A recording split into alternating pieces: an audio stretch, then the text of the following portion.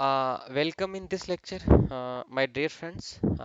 In the last lecture, we were discussing about the equivalence class partitioning, and we were also discussed some examples, and now we will continue with the few more examples. Let's see a multi-parameter equivalence class example. The input to a certain function is the two parameters. One is an integer value such that the integer lies between the minus 99 to plus 99, and it also takes another parameter which is a phone number. The phone number contains an area code of any 6-digit number. We know that we have to define a valid equivalence class and an invalid equivalence class. So for each of these, let's try to first define each of these two parameters, what the valid and invalid set of equivalence classes are, and then based on that we will try to answer that how to consider the combination of these two different parameters. For the first parameter, we have a valid equivalence class where the number lies between the minus 99 to plus 99. Then we have invalid equivalence class like less than minus 99 and greater than the plus 99. Numbers which are malformed like the minus, like the 1, minus 2, minus 3, etc.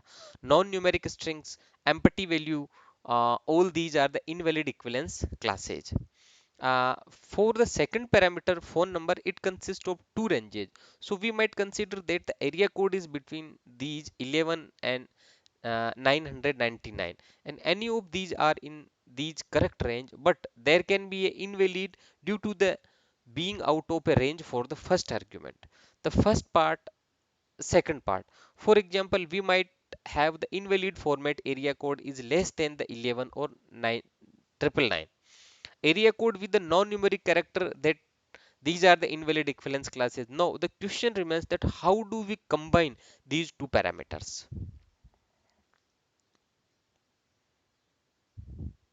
One way is to combine the two different parameters calls as a weak equivalence class testing.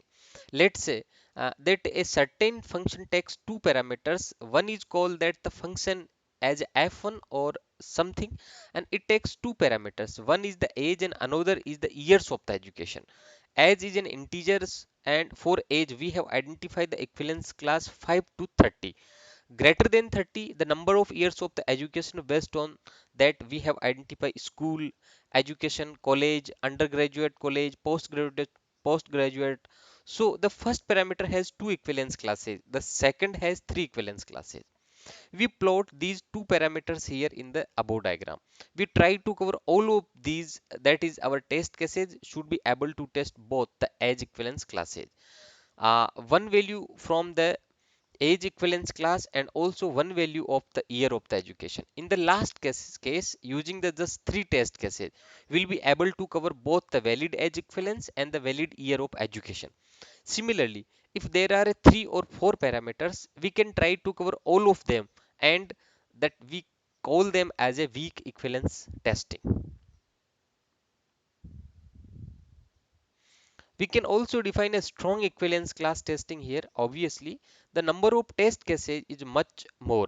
Here, not only that we want to cover all the values of the two parameters, but also we ensure all the possible combinations of the two parameters. So, 530 is the combined with the three of this and three valued of years of the education similarly greater than the 30 is combined with all the three. Or if we look at another way, for the second parameter year of the education, let's say school is combined with the both the valid age, UG is combined with the both the valid age equivalence classes, and so on. So the number of test cases required here, if the first parameter has a m number of equivalence classes and the second has the number of equivalence classes, obviously we need m into n number of test cases to achieve strong equivalence class testing. But what about weak equivalence class testing? If a two parameter with m and n, let's say n is the greater than m, what is the number of test cases that we need? We may just think about it, but then that the equal to n. So this is the number of test cases required for a weak equivalence class testing, and this is the number of test cases required for the strong equivalence class testing. But uh, We might also like to consider the invalid values for both the parameters. Then we call it as a robust equivalence class testing. Here, the number of test cases required is the total number of valid equivalence classes for one parameter plus the number of invalid equivalence classes. Similarly, the number of valid and invalid equivalence classes for the other parameter. Let's say the parameter 1. There are n1 valid equivalence classes and n2 invalid equivalence classes, and for the parameter 2 we have m1 invalid equivalence classes and m2 valid equivalence classes. Then for the robust equivalence class testing we need to n1 plus n2 multiply by the m1 plus m2, the number of test cases, and obviously the robust equivalence class test will be expose many more bugs than a weak testing or just a strong testing.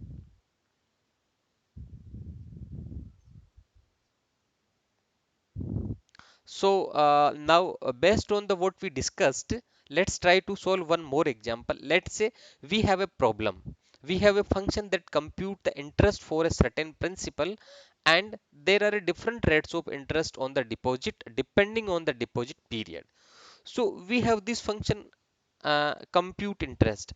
It takes deposit amount and a period as a parameter. We know that the interest compound depends on the period.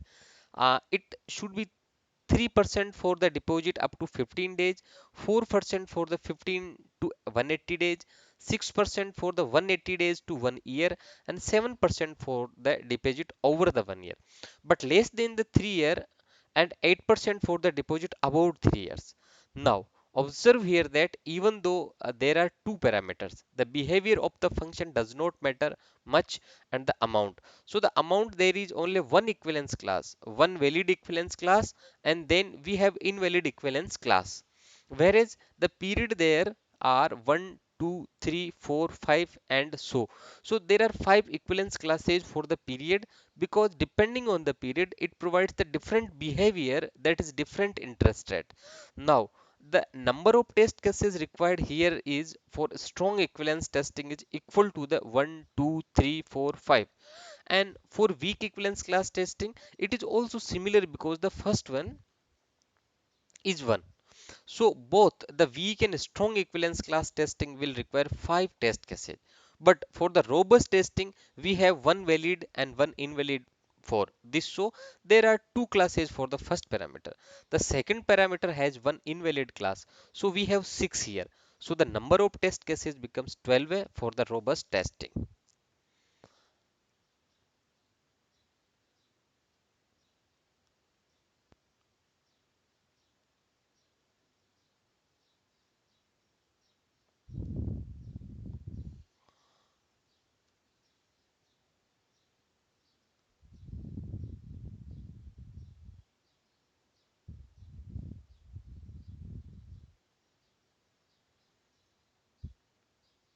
So the main idea behind the equivalence class testing is that we partition the data value. We partition the data value, and the data that is input to the function, we model it and partition it in the equivalence classes. Now let's just tell me a little bit about why we want to partition it into the equivalence classes and how does it help in designing test cases. So we partition into the equivalence classes because each data point in an equivalence class exhibits similar behavior.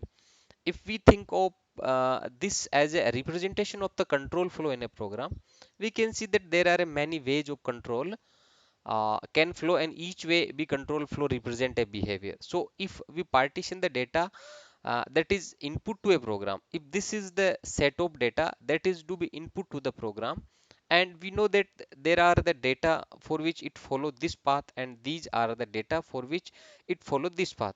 So these represent different behavior, different output, different type of processing, and so on, and maybe this correspond to the behavior exhibited by this, and so on. So now all the data points are correspond to the behavior expressed by the this processing. So the idea here between the equivalence class partitioning is that if we can identify the equivalence classes for which the behavior or for any class is similar for all the data points, then we can just test it. with one of the data points here, so that we know that this behavior is okay. We will also select a data point that will drive it through a different behavior and so on. So that is the main idea here, that a program behave in a similar way to every input value belonging to a equivalence class. So this is an equivalence class, then every input will exhibit similar behavior because the set of statements that are getting executed are similar, and therefore if it works for one point where it followed this set of statement execution, then it is the reasonable to expect that it will also work satisfactory for all other points in that same equivalence class. But we also need to check out the behavior when it follows this path and so on, this set of statements. But one thing that we must remember is that from a black box description of the functionality, that is a use case, and we know that there are a alternate scenario.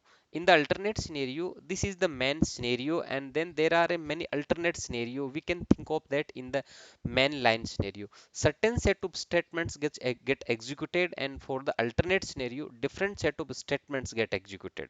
Therefore, if we look at the use case description and the look at the main line scenario, the alternate scenario, we can associate equivalence class to each of this. So in mainline scenario, the data that makes the system execute the mainline scenario correspond to one equivalence class, and for every alternate path we have two different equivalence class. This is one way to identify the equivalence classes, but we'll see that even when it follow the mainline scenario, there may be further equivalence classes in that, and we just explore that.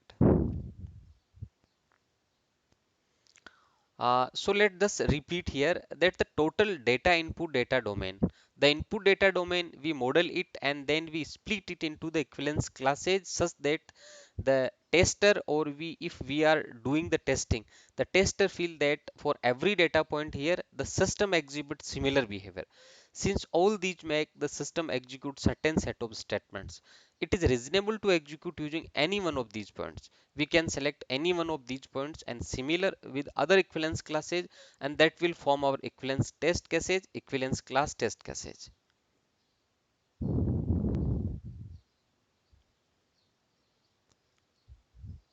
One way of identifying the equivalence classes by examining the use case descriptions. The mainline scenario and alternate scenario correspond to the different equivalence classes, but beyond that we said that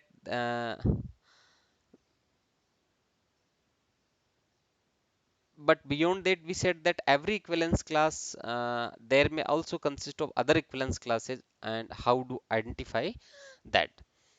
One is based on the use case diagram and a use case description. We identify the scenario, we examine the input data which make it execute a specific scenario, and those set of input data constitute the equivalence class. But there are other guidelines for identifying the equivalence classes, because this allows us to identify the broad set of equivalence classes.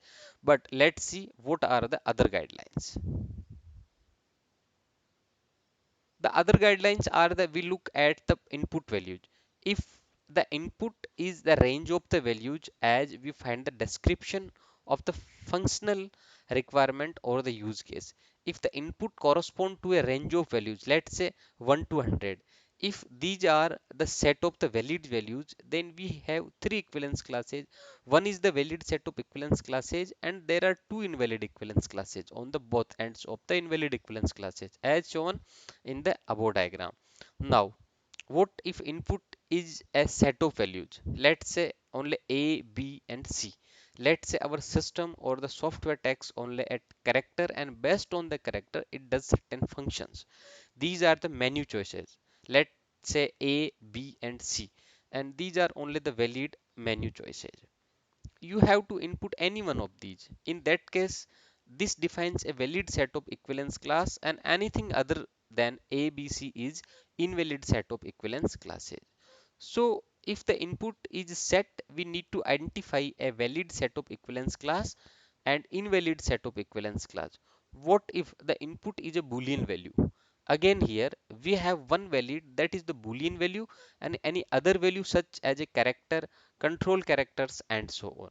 These will constitute the invalid class. Now let us check our understanding for two examples problem. Let's say a function takes an area code, the pin code, and the pin code has a value from 10,000 to 90,000. So what are the equivalence class here? We can see here that this defines the range between the 10,000 to 90,000. Therefore there will be three equivalence classes. One is the valid equivalence class between 10,000 to 90,000, and another is less than the 10,000 and more than 90,000. So the crucial thing to recognize that for the area code or the pin code is it denotes a range of values.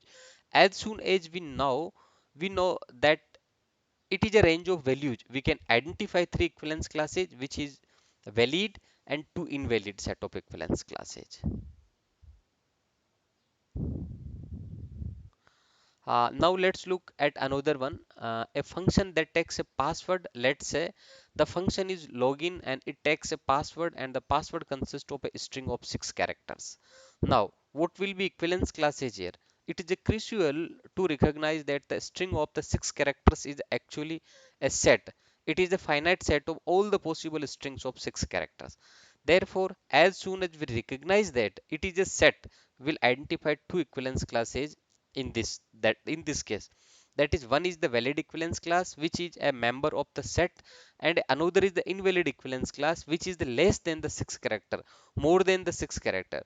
So those are the invalid. So there are two equivalence classes here. One is the valid equivalence class, which is a member of the set, and invalid equivalence class, all the data points which are not members of the set. So we end lecture here today. Thank you.